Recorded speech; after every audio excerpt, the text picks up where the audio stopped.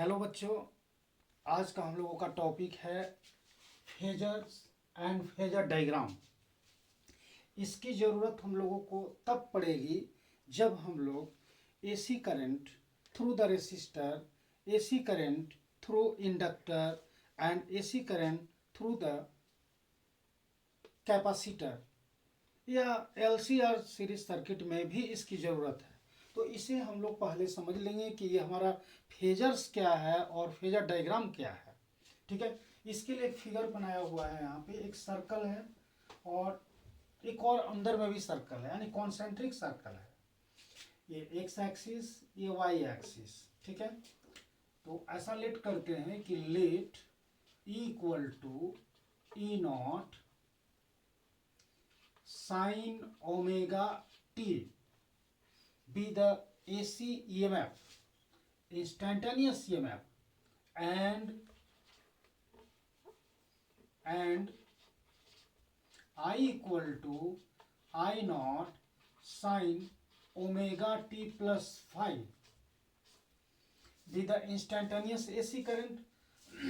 here phi naught is the phase angle between phasors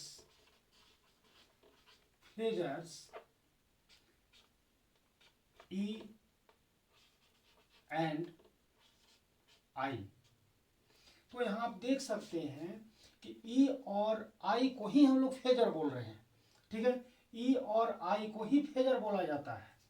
और यहाँ पर एंगल जो देख रहे हैं हम लोग, तो ये है फेज एंगल, क्योंकि दोनों का एंगल डिफरेंस अगर लेंगे तो omega T minus five, omega T plus five minus omega T, अगर एंगल डिफरेंस लिया जाए इसको एंगल डिफरेंस भी बोलते हैं। ठीक है, तो ये हमारा फाई आता है और इसको हम लोग बोलेंगे phase angle between phasors E and I.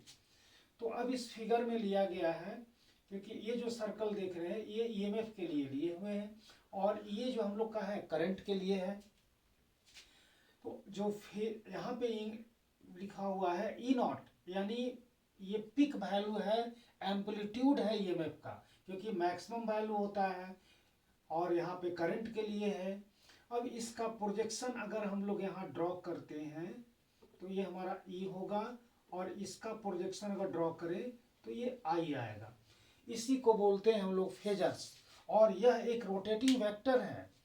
तो फेजर्स की जो हम लोग डिस्क्रिप्शन है, it is a quantity which varies sinusoidally with time and it represent as the projection of rotating vector is called phasors। इसकी डेफिनेशन भी हम लोग लिख सकते हैं। डेफिनेशन में a quantity which varies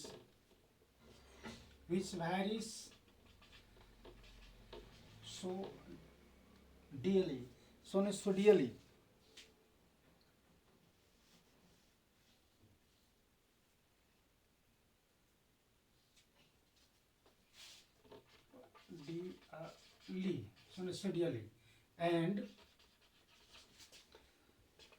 and represented as the projection of rotating vector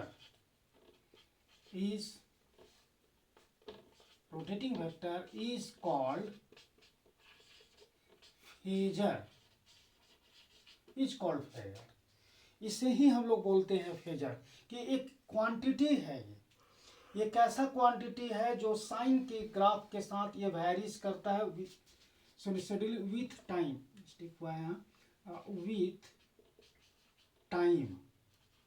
with time and represented as the projection of rotating vector is called phasors। तो यह एक ऐसा क्वांटिटी है जो sinusoidally टाइम के साथ, यानी टाइम के साथ जो हमारा साइन का ग्राफ देख रहे हैं, साइन में लिखा हुआ इक्वेशन, इसके साथ वेरी करता है। और इसकी प्रोजेक्शन ऑफ रोटेटिंग वेक्टर, तो प्रोजेक्शन ऑफ जो हमारा रोटेटिंग वेक्टर है, इसकी प्रोजेक्शन हम लोग ले रहे हैं वाई एक्सिस पर। इसी को हम लोग बोलते हैं फेजर्स, यानी ई और आई, ईएमएफ और आई को ही हम लोग बोलते हैं फेजर्स बोलते हैं। अब इसकी डायग्राम है, अगर इसे हम लोग एक डायग्राम से डिनोट करें इस टाइप से,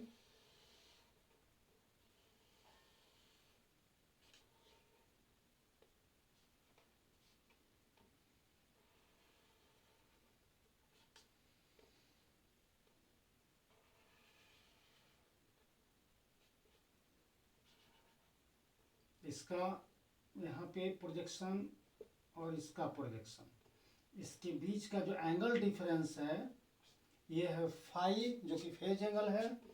और ऐसे यहाँ पे जो एंगुलर स्पीड है ये ओमेगा है, क्योंकि ये रोटेटिंग वेक्टर है। जैसे आप घड़ी में देखे होंगे, घड़ी की सुई जो चलती है इस तरह से, ठीक है, मिनट की है, सेकंड की है, आवर तो बहुत ही स्लो स्पीड से चलता है, लेकिन मिनट और सुई का स्पीड जो थोड़ा सा ज़्यादा रहता है उससे। तो इस तरह से मान लेते हैं कि कोई मिनट का है, कोई सेकंड का है, ऐसे ये रोटेट करता है, तो उसकी एंगुलर स्पीड ओमेगा है, ठीक है। तो यहाँ पे हम लोग जो लिए हुए हैं ये एंगुलर स्पीड ओमेगा कैसे बना, क्योंकि angular speed omega equal to होता है थीटा बाई टी होता है, तो therefore theta equal to omega T, क्योंकि यहाँ पर एंगल बनता है एक्स एक्सिस के साथ। ई नॉट का जो पिक वैल्यू ऑफ ईएमएफ है, इसका एक्स एक्सिस के साथ एंगल बना थीटा, जो कि ओमेगा टी है, और टाइम टी के बाद यहाँ पहुँच रहा है, तो हम लोग इसको theta equal to omega T से डिनोट करते हैं। और हमारा करंट जो है, ये करंट एम्पलीट्यूड ये रहा। अब इसकी प्रोजेक्शन यहाँ तक है, ये हो गया ई और ये हो गया आई हो गया, ठीक है, इसकी प्रोजेक्शन। तो दोनों फेजर्स, जो हमारा फेजर्स है आई और ई, इन दोनों के बीच का जो एंगल बनता है उसको हम लोग बोलते हैं फेज एंगल। और डायग्राम है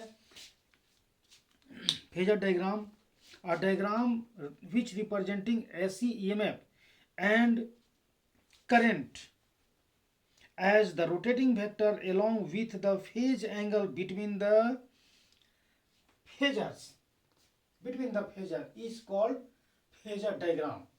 तो इसकी नॉलेज हमें होना चाहिए, क्योंकि जो हम लोग का नेक्स्ट टॉपिक होगा उसमें हम लोग डिस्कस करेंगे AC voltage through the resistance only, that is expression for AC current या एसी वोल्टेज थ्रू रेसिस्टर, यानी AC circuit containing resistor only.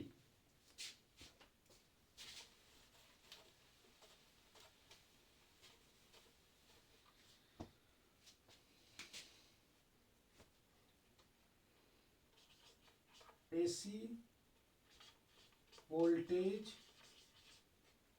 और current through AC circuit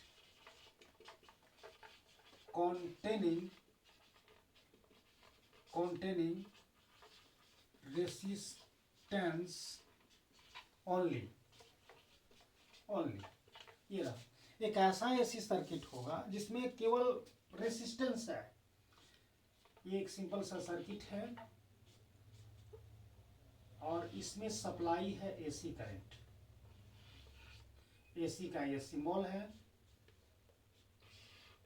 AC का सिंबल है, जैसे यहाँ पे लिया जाए E equal to E naught sine omega T with instantaneous AC current applied across the resistor are.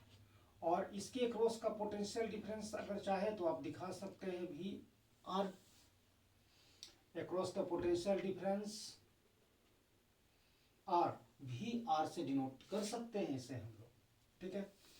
अब जब यहाँ से पोटेंशियल डिफरेंस ईएमएफ अप्लाइड है, सोर्स ऑफ एसी है, तो करंट आएगा आई ऐसे। we know that E equal to E naught sin omega t be the source of AC applied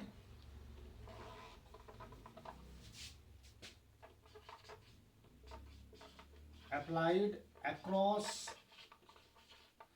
resistor R resistor के क्रॉस है, तो since according to Ohm's law भी बोल सकते हैं हम लोग, E equal to I into R, B equal to I into R, तो therefore I equal to E divide by R. और इस तरह से हम लोग यहाँ देखेंगे कि E का वैल्यू तो E naught sine omega T है, E naught sine omega T, और divide by R, E naught divide by R, तो P का वैल्यू है और रेसिस्टेंस से डिवाइड कर दिया गया तो ये करंट बनेगा। तो I equal to I naught sine omega T, ये AC करंट है, इंस्टेंटेनियस करंट है across circuit containing resistor only. तो अब यहाँ अगर फेजर की बात करें तो फेजर तो हमारा E हो गया और I है, लेकिन फेज एंगल क्या है? फेज एंगल जो है आप देख सकते हैं ओमेगा टी, यहाँ है ओमेगा टी है, तो इसके बीच का फेज डिफरेंस ये है 0। Here phase angle between phasors that is E and I is phi equal to 0, क्योंकि आप देख सकते हैं यहाँ पे ओमेगा टी और एमेगा टी दोनों का एंगल डिफरेंस क्या है, तो 0 है। अब इसका फेजर डायग्राम ड्रॉ करना होगा, तो फेजर डायग्राम जो है हम लोग इस तरह से ड्रॉ करते हैं।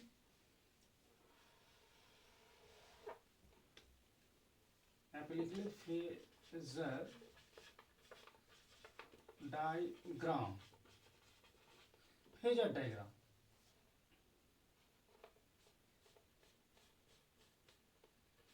इधर हमारा टाइम हो गया, टाइम एक्सिस है, और यहाँ पे फेजर्स है, ईएमएफ भी हो सकता है और आई भी, दोनों हम दिखाते हैं एक ही डायग्राम में।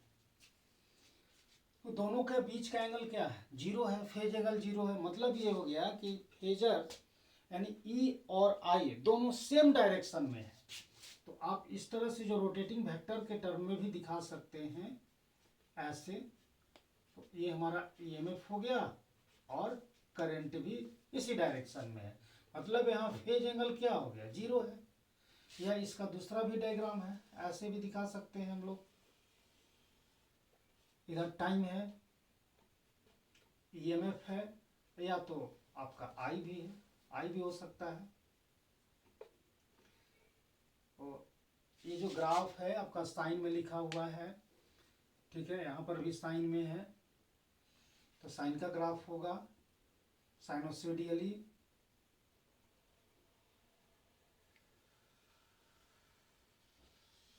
इस टाइप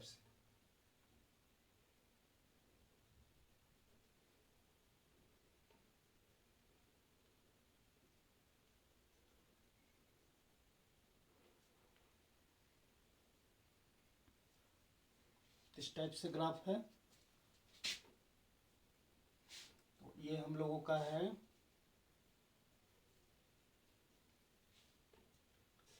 इसको ई मानते हैं तो ये हम लोगों का आई है, ये आई है। तो ये इसका फेजर डायग्राम होगा। ये बेसिक कॉन्सेप्ट है, क्योंकि इसके बाद हम लोग फिर पढ़ने वाले हैं एसी वोल्टेज और current through AC circuit containing inductor only. फिर इसी तरह से कैपेसिटर के लिए फिर सबसे इम्पोर्टेंट जो है वो है हम लोग का एलसीआर, क्योंकि जब तक फंडामेंटली हम लोग स्टेप वाइज अगर इन सभी को अगर हम लोग स्टडी नहीं करते हैं तो फिर एलसीआर यानी तीनों एक साथ आएगा और उसको हम लोगों को स्टडी करना होगा। उसमें कैलकुलेशन है, उसकी डायग्राम्स है, ठीक है। तो ये हमको उम्मीद है कि आप लोग अगर इसमें समझ गए हैं तो जैसा भी लगे आप कमेंट में ज़रूर लिखें, आपको समझ में आया या नहीं, जहाँ कहीं कुछ कमी दिखता हो तो आप ज़रूर बताएं, ठीक है। Okay, thank you.